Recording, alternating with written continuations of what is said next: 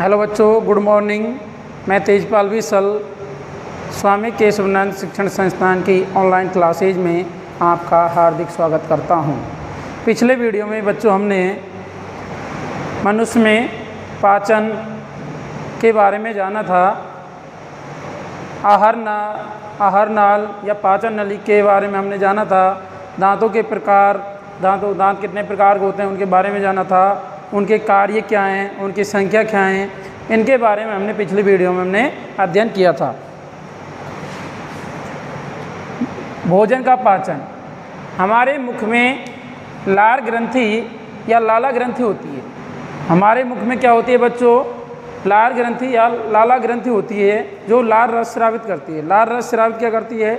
लार हमारे भोजन को लसलसा बनाती है, लसलसा और लुगदीनुमा बना देती है, जिससे हमें भोजन को निगलने में आसानी होती है। जब हम भोजन को चबाते हैं तो लाला ग्रंथियों से लार निकलकर भोजन में मिलती है, जिससे भोजन लुगदीनुमा एवं लसलसा हो जाता है। लार से भोजन का आंशिक पाचन प्रारंभ हो जाता है। लार से क्या होता है? लार से भोजन का आंशिक पाचन शुरू हो जाता है। यहाँ से मंड का पाचन प्रारंभ होता है। लसलस से भोजन को निगलने में आसानी होती है। लार क्या कर देती है? लार हमारे भोजन को लसलसा कर देती है, जिससे हमको निगलने में आसानी होती है। हेलो बच्चों, अगला टॉपिक है हमारा जीभ। जीभ क्या है? जीभ एक मांसपेशी अंग है जो हमारे मुख में अधर तल भाग से जुड़ी होती है। जीभ एक मांसपेशी अंग है जो पीछे की ओर मुख गुहिका के अधर तल से जुड़ी होती है। जो हमारी मुख गुहिका है उसके अधर तल भाग से जुड़ी होती है। इसका अग्रभाग स्वतंत्र होता है तथा किसी भी दिशा में मुड़ सकता है। इसका जो अग्रभाग है वो कैसा होता है? स्वतंत्र होता है और वो किसी भी दिशा में मुड़ सकता है। जीभ का कार्य क्या है? अगर हम जाने तो जीभ के कार्य क्या हो जाएंगे बच्चों? जीभ हमें बोलने में सहायता प्रदान करती है। जीभ से हमें स्वाद का पता चलता है। जीभ भोजन को निगलने में सहायता करती है। जीभ के कार्य अगर आपको करने हैं तो क्या हो जाएंगे बच्चों? जीभ बोलने में सहायता करती है। इसके साथ ही यह भोजन को लार में मिलाने का कार्य करती है। यह भोजन लार में मिलाने का कार्य करती है। कौन? जीभ। जीभ भोजन को निगलने में सहायता करती है। जीभ पर स्वाद कलिकाएँ होती हैं जिनकी सहायता से हमें विभिन्न प्रकार के स्वाद का पता चलता है। ये क्या है बच्चों? ये हमारी स्वाद कलिकाएँ हैं। ये जो दे रखी हैं ये जीभ पर स्वाद कलिकाएँ होती हैं जिससे हमें स्वाद का पता चलता है। इस प्रकार का ये जीभ का जो चित्र हो जाएगा बच्चों, आप देख लेना। जीभ पर स्वाद के विभिन्न क्षेत्र होते हैं, अलग अलग स्वाद के ये क्षेत्र हैं। ये इनसे हमें स्वाद कलिकाएँ होती हैं जिनके कारण हमें स्वाद का पता चलता है।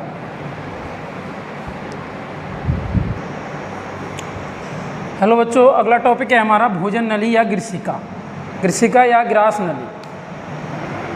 निगला हुआ भोजन ग्रास नली में जाता है। जो हम भोजन को जो निगलते हैं वो जो हमारी जो ग्रसनी है या ग्रास नली है उसमें जाता है। ग्रसिका गले एवं वक्ष से होती है।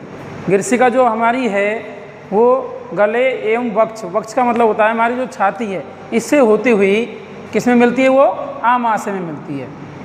ग्रसिका गले एवं वक्ष से होती हुई नीचे जाती है। भोजन की भित्ति के संकुचन से भोजन नीचे आमाशय में धकेला जाता है। ग्रसिका की जो भित्ति के संकुचन होता है उसका जब दबाव पड़ता है तो भोजन नीचे किस में धकेला जाता है? आमाशय में। आमाशय का मतलब होता है बच्चों पेट। कभी कभी आमाशय जो हमारा जो पेट होता है खाए हुए भोजन को स्वीकार नहीं करता है।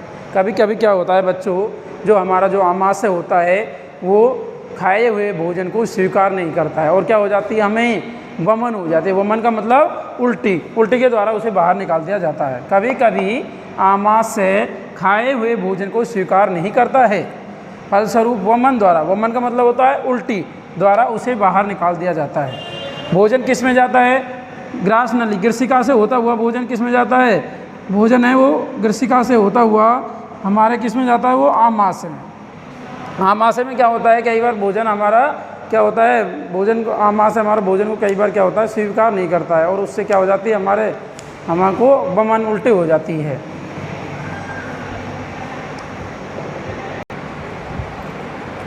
हेलो बच्चों, नेक्स्ट टॉपिक है हमारा आमाशय। आमाशय का मतलब पेट। आमाशय का आकार हमारा चपटा या जे आकार की जैसा होता है। आमाशय मोटी भित्ति वाली एक थैलीनुमा संरचना है। आमाशय मोटी भित्ति वाली एक थैलीनुमा संरचना है। यह चपटा एवं जे आकृति का होता है। इसका आकार कैसा होता है? यह चपटा और जे आकृति, जो अंग्रेजी वर्णमाला का अक्षर है, जे आकार ऐसा होता है तथा आहार नाल का सबसे चौड़ा भाग है।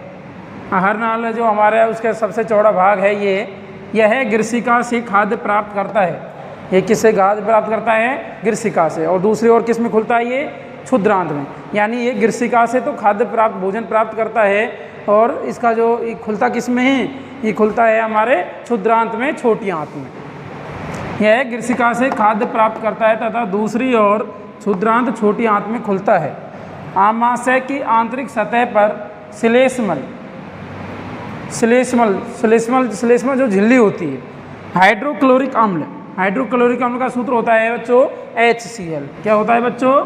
HCl, हाइड्रोक्लोरिक अम्ल। तथा पाचक रस स्रावित करती है। हाइड्रोक्लोरिक अम्ल हमारे आमाशय में क्या करते हैं बच्चों? हाइड्रोक्लोरिक अम्ल हमारे आमाशय में भोजन के साथ कुछ जीवाणु आ जाते हैं कई बार, तो उनको क्या करता है? वो उनको नष्ट करने का कार्य करता है। हमारे आमाशय में कुछ जीवाणु आ जाते हैं तो उनको ये HCl जो अम्ल है, ये क्या करता है? उनको नष्ट करने का कार्य करता है। कई बार हमारे आमाशय में हाइड्रोक्लोरिक अम्ल की अगर मात्रा ज़्यादा हो जाती है तो हमको थोड़ा थोड़ा क्या हो जाता है? पेन होने लग जाता है, यानी दर्द होने लग जाता है। श्लेष्मल आमाशय के आंतरिक स्तर को सुरक्षा प्रदान करती है। श्लेष्मल झिल्ली है जो आमाशय का जो अंदर का जो स्तर है उसको क्या करती है? वो सुरक्षा प्रदान करती है। अम्ल जीवाणुओं को नष्ट करता है। जो मैंने बताया आपको, अम्ल, हाइड्रोक्लोरिक जो अम्ल है वो क्या करता है? जीवाणुओं को नष्ट करता है। पाचक रस जठर रस का कार्य क्या होता है?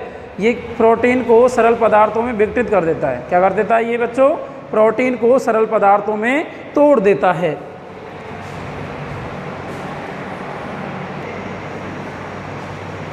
हेलो बच्चों, हमारे आमाशय की कार्य प्रणाली की खोज, हमारा जो पेट है उसकी कार्य प्रणाली की खोज सन 1822 ईस्वी में एलेक्सिस सेंट मार्टिन नामक व्यक्ति को गोली लगने से घायल हुआ। सन 1822 ईस्वी में एलेक्सिस सेंट मार्टिन नामक व्यक्ति को क्या हुआ था? गोली लगी थी। गोली लगने से वो क्या हुआ? घायल हो गया। गोली से वक्ष छातीग्रस्त हो गया। गोली से क्या हुआ? जो वो उसके वक्ष में जो गोली लगी थी, छाती क्या हो गया? क्षतिग्रस्त हो गया तथा आमाशय में एक छिद्र हो गया। जो उसके वक्ष क्षतिग्रस्त हो गई और उसके पेट में क्या हो गया? एक छिद्र हो गया। उसे विलियम ब्यूमोंट नामक अमेरिकी सैनिक चिकित्सक के पास ले जाया गया। कौन सा वैज्ञानिक था? विलियम ब्यूमोंट नामक अमेरिकी सैनिक चिकित्सक था, उसके पास ले जाया गया। चिकित्सक ने उसकी जान तो बचा ली, परंतु वह आमाशय का छिद्र भली भांति बंद नहीं कर सका तथा उसने छिद्र को क्या कर दिया? पट्टी से ढक दिया। ब्यूमोंट को छिद्र में से आमाशय के अंदर झांकने का दुर्लभ अवसर प्राप्त हुआ। उसने कुछ रोचक प्रेक्षण देखे। उसने क्या देखा? उसने कुछ आमाशय के अंदर कुछ रोचक प्रेक्षण देखे, कुछ रोचक परिणाम देखे उसने।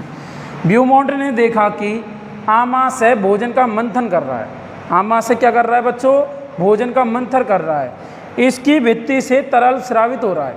उसकी भित्ति से क्या हो रहा था? तरल पदार्थ स्रावित हो रहा था, जो भोजन को पचा सकता है। जो क्या कर रहा था? जो भोजन को पचा सकता है। तरल पदार्थ जो स्रावित हो रहा था वो क्या कर सकता है? भोजन को पचा सकता है। उसने यह भी देखा कि आमाशय क्षुद्रांत में तभी खुलता है जब आमाशय में भोजन का पाचन शुरू होता है। यानी जब आमाशय में भोजन का पाचन शुरू होता है तभी जो क्या है? आमाशय क्षुद्रांत में तभी खुलता है जब भोजन, हमारे आमाशय में भोजन का पाचन शुरू हो जाता है।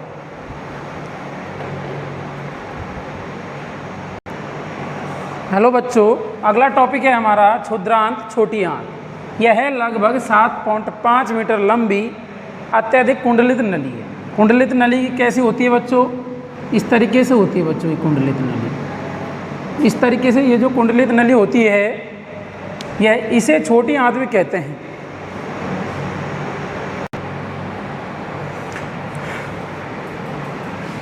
क्षुद्रांत को हम छोटी आंत भी कहते हैं बच्चों, ध्यान रखना। यह यकृत एवं अग्नाशय से स्राव प्राप्त करती है। यह ग्रंथि क्या करती है, ये जो छोटी आंत है क्षुद्रांत, ये क्या करती है, यकृत ग्रंथि और अग्नाशय से स्राव प्राप्त करती है। यकृत गहरे लाल भूरे रंग की ग्रंथि है। यह मानव शरीर की सबसे बड़ी ग्रंथि होती है। अगर क्वेश्चन आ जाए बच्चों मानव शरीर की सबसे बड़ी ग्रंथि कौन सी है, तो क्या बताना है बच्चों आपको, यकृत ग्रंथि। क्या बताना है बच्चों आपको, यकृत ग्रंथि मानव शरीर की सबसे बड़ी ग्रंथि होती है। यह शरीर की सबसे बड़ी ग्रंथि है जो पित्तरस स्रावित करती है। क्या करती है, एक पित्तरस स्रावित करती है। पित्तरस एक थैली में संग्रहित होता रहता है, इसे पित्ताशय कहते हैं। पित्तरस क्या होता है, एक थैली में संग्रहित होता रहता है, इसे क्या कहते हैं, इसे पित्ताशय कहते हैं। पित्तरस वसा के पाचन में महत्वपूर्ण भूमिका निभाता है। जो पित्तरस है वो वसा को पचाने में हमारी महत्वपूर्ण भूमिका निभाता है।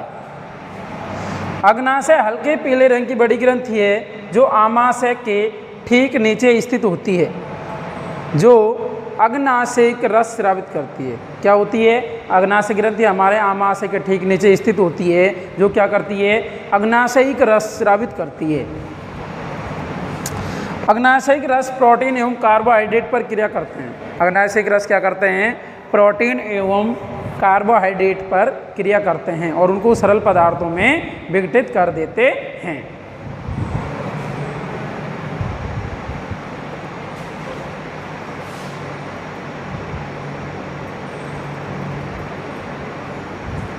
अगला है बच्चों, आंशिक रूप से पचा भोजन क्षुद्रांत के निचले भाग में पहुंचता है, जहां आंतरस पाचन क्रिया को पूर्ण कर देता है। जहां जो आंतरस होते हैं वो पाचन क्रिया को क्या कर देते हैं, पूरा कर देते हैं।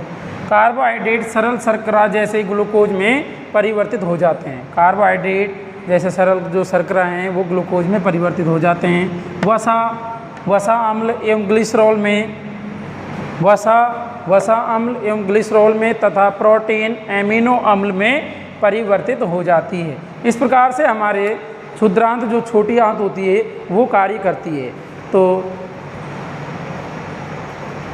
थैंक यू बच्चों, नेक्स्ट वीडियो में हम फिर मिलेंगे।